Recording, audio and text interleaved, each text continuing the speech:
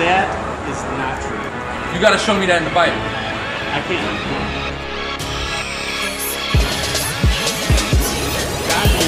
God didn't make the world and make everything. Show me how I pulled a verse out of context. Please, give me Isaiah 28:9. They be converted. Now, why would an Israelite need to be converted? Can you explain that to me?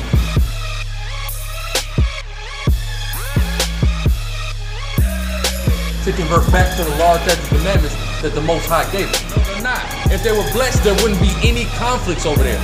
Is it not? There would be peace. There's not peace in Israel right now. No, it's not peace now. Exactly. It would have been fulfilled. Now read. But thou art rich, the synagogue of Satan. So that's the synagogue of Satan over there. That's why there is no peace in the land of Israel. Chief house of the devil. Okay, because the word synagogue means chief house. Okay, the hand of the Now wicked. it's evident that the Caucasian race has been ruling the earth. If not, where and who is it? If the white race ain't the wicked, who the hell is? And so with that, Hey man, death to America. death man. to America. Death to America.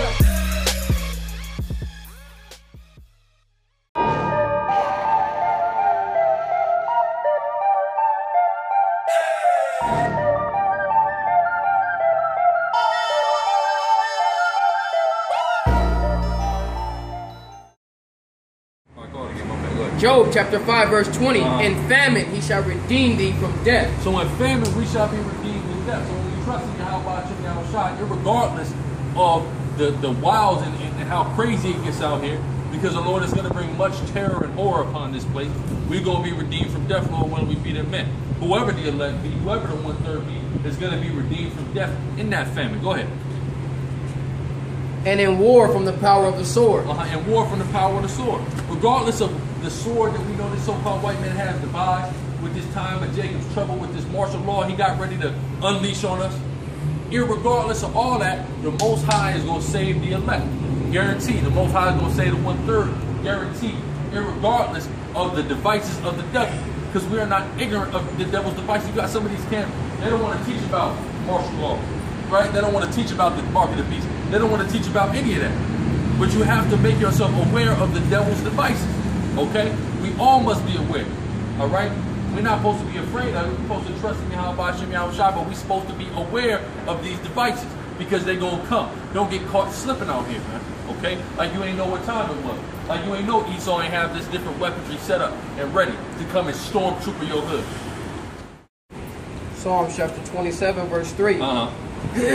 It says, though an host should encamp against me. Though a host should encamp against us, meaning though an army should encamp against us, read. My heart shall not fear. Our heart shall not fear. Why should our heart not fear? Because we trust in the Most High God. Read. Though war should rise against me. Though war should rise against us. Again, the time of Jacob's trouble is on its way. This so-called white man has all type of devices set up that he's getting ready to implement to further oppress, to further lock up, to further murder the so-called black and Hispanic, especially those in the truth. Read. In this will I be confident. And this will I be confident. Even though they're going to be coming up against us, we're going to be confident. Why are we going to be confident? Because we trust in the Most High God. And we trust in who the world enemy calls Christ. Okay? Names being Yahweh, Bahashim Yahweh Shai. Okay? That's right. We trust in that name. We trust in those names. We trust in the men. Okay? We trust in him that he's going to deliver us, right? Lord willing, we be in the elect. That we can deliver. Rather they encamp about against us. No matter what devices they got. You know they got all types. They got, what is this? Rex 84 and all these different plans they got especially set up for brothers in this truth. Radical Hebrew Israelites, Christian fundamentalists. They have all sorts of devices set up for it. But if we trust in Yahweh, Hashem, Yahweh Shai, we're going to be delivered. Point blank period. This is Romans chapter 11 verse 16. Verse 16. For if the first fruit be holy, the lump is also holy. So if the first fruit be holy, then the lump is also holy, right? Hold that. Okay, go ahead. And if the root be holy, so are the branches. If the root be holy, so are the branches.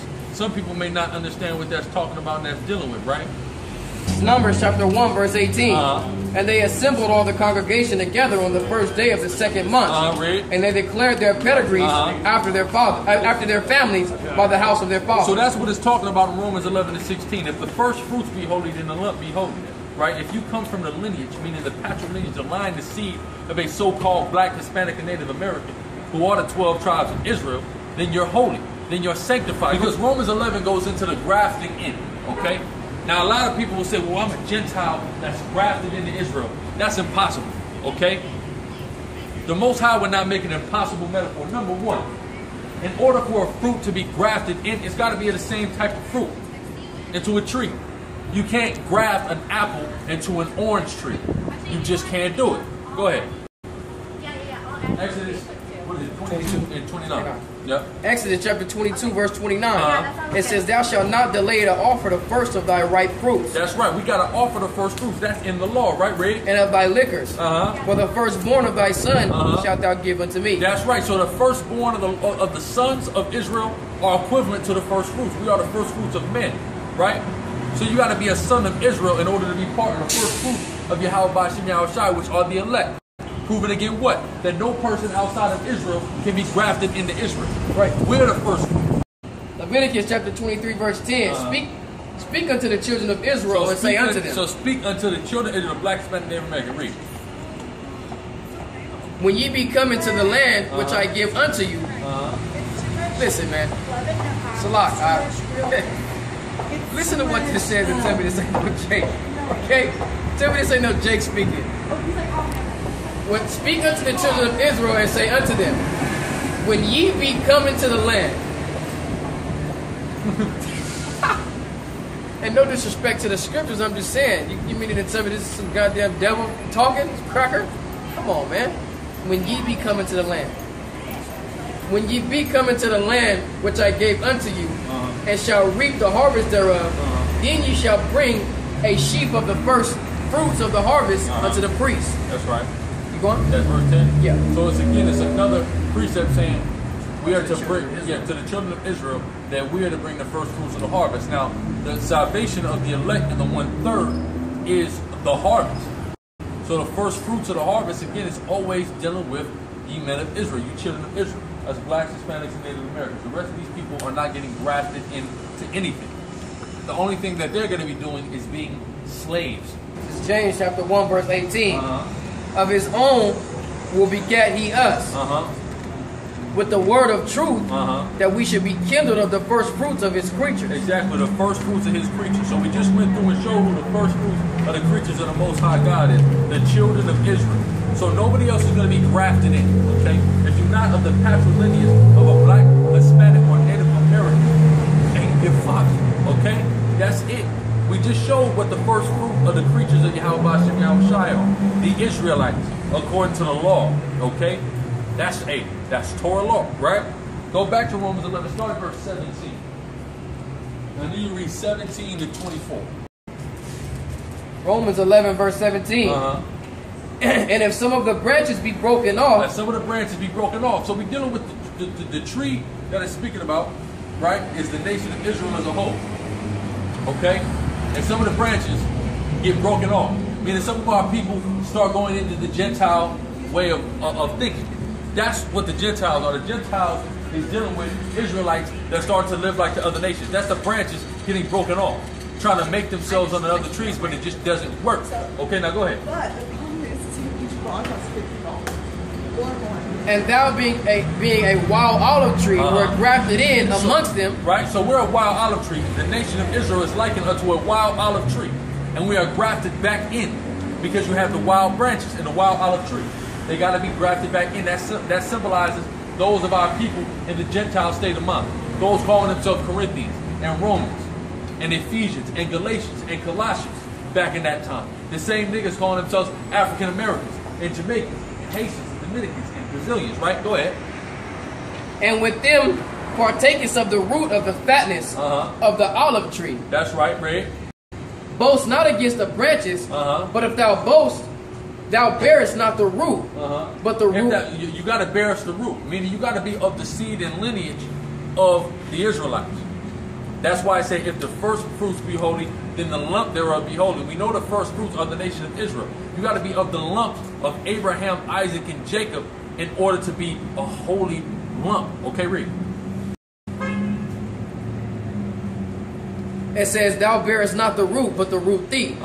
Read. "Thou wilt say then, the branches were broken off, that I might be grafted in." The branches were broken off, meaning those of our people that was Gentiles was broken off to be grafted back in, okay? To come back into this thing. We at one time were Gentiles. We at one time were calling ourselves one of the several proverbs and bywords that this devil done put on us, right? But that's not so. So we've been grafted back in. Now we're a part of this olive tree, okay? And we out here doing what? Grafting more brothers back in, because you got to be of the same fruit in order to be grafted back into a tree. Now go ahead. Verse 19, thou wilt say then the branches were broken off that I might be grafted in. That's right, that I might be grafted in, right, Ray? Well, because of unbelief they were broken off. And thou standest by faith, be not high mingled, but fear. And see, the thing is, that's a cut right there, because it says because of unbelief they were broken off. You see what I'm saying? Everybody won't go back to this human race, but at the same time, the Lord said he separated the sons of Adam. All right, according to the bounds of the children of Israel. In Israel, there were people of unbelief that were broken off of the olive tree. That's right. Israel is that olive tree. Okay, so if those that were unbelieving were broken off of the olive tree, how, you know, those that were broken off of the olive tree have to be grafted back in. And when it go back to really, it's dealing with when they was in Jerusalem dealing with the Jews, you had certain of the Jews that didn't believe. Certain of the Jews that actually contributed and wanted Yahweh's crucifixion and participated and said, let thy blood be upon us. So then it was turned to the Gentiles, those of us that have lost our way, have lost our identity, right? And they was grafted back into this thing. And they broke off the branch of the wicked of our people that knew who they was. Right. You know what I'm saying? That's what Paul is speaking about here in the book of Romans. Just 2 chapters earlier, what is he speaking about? How only the Israelites are going to obtain this thing. So where the room for the Gentiles? There is no room for no actual physical flesh and blood Gentile, only for people, those in a Gentile state of mind. And the thing is, when was the Lord, show me a prophecy or Old Testament scripture where the Lord was actually, you know, angered because the heathen didn't believe. The Lord ain't never said anything about that. The Lord ain't never spoken of, you know, oh, you know what? I'm gonna destroy the heathens because they haven't believed. I'm gonna do something to the heathens because they don't believe in me.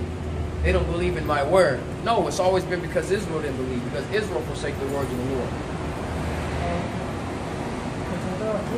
It says, where was I at? It says, well, because of unbelief they were broken off, and now standest by faith, be not high-minded, but fear. For if the Most High spared not the natural branches, take heed lest he also spare not thee. That's right. He didn't spare those of us who knew who he was. So how much more those of us that was in a Gentile state of mind that had to wake up to this thing back in that time and also in this time. All right? Go ahead. Behold, therefore, the goodness of the severity of the Most High on them which fell, severity, but towards thee, goodness, if thou continue in his goodness. If you continue in his goodness. So you got to continue in this thing once you wake up to it, read. Otherwise, thou also shalt be cut off. All right, unless you want to get cut off. And you not, or you get grafted back in and you get that branch took off. Right. Like the wicked scribes and Pharisees did. That's right. He's talking about those. That's why Paul says those that the Lord foreknew. Okay, those whom he predestinated before the foundation of the world. These are the people that had this thing and had the understanding, but chose not to and was cut off. Those are the ones he's going after. Okay. That's right. That's right. Give me Psalm 78:57. What did you want me to read to? 24. That was 23.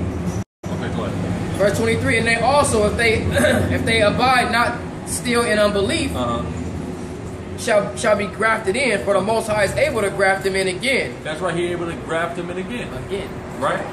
So you had to be a part of that tree to get grafted in again, right? So you had to be an Israelite. You have to be the first fruits of Israel, of Abraham, Isaac, and Jacob. Right. So ain't no actual natural flesh and blood heathen Gentile actually getting grafted in. It's just talking about Israelites in a Gentile state of mind. That's why in the book of Corinthians, in the 10th chapter, Paul tells those in Corinth, what did he tell them? He says, look, you were all baptized under the baptism of Moses, and then all eat that same spiritual meat. Talking about going through that wilderness. Now we know only Israelites went through that time in the wilderness. We understand that. So with that being said, we know that the Corinthians thought they were Greeks, but were awoken to the fact that they were Israelites, and that is a testament unto what Paul wrote in the 10th chapter with his letters to the Corinthians. Right? Go ahead. Verse 24. For if thou were cut out of the olive tree, which is wild by nature. Wild by nature, meaning our people are wicked by nature, right, Ray? and were grafted contrary to nature into a good olive tree. Into a good olive tree, read. How much more shall these, which be the natural branches, be grafted into their own olive tree? That's right.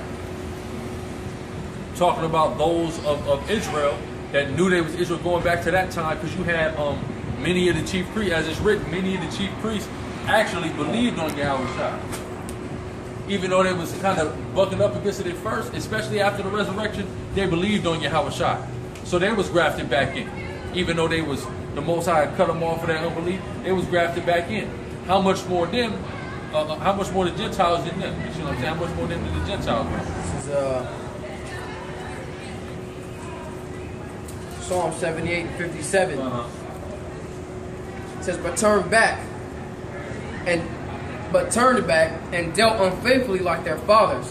They were turned aside like a deceitful bow. Like a deceitful bow. And a deceitful bow has to do with a branch.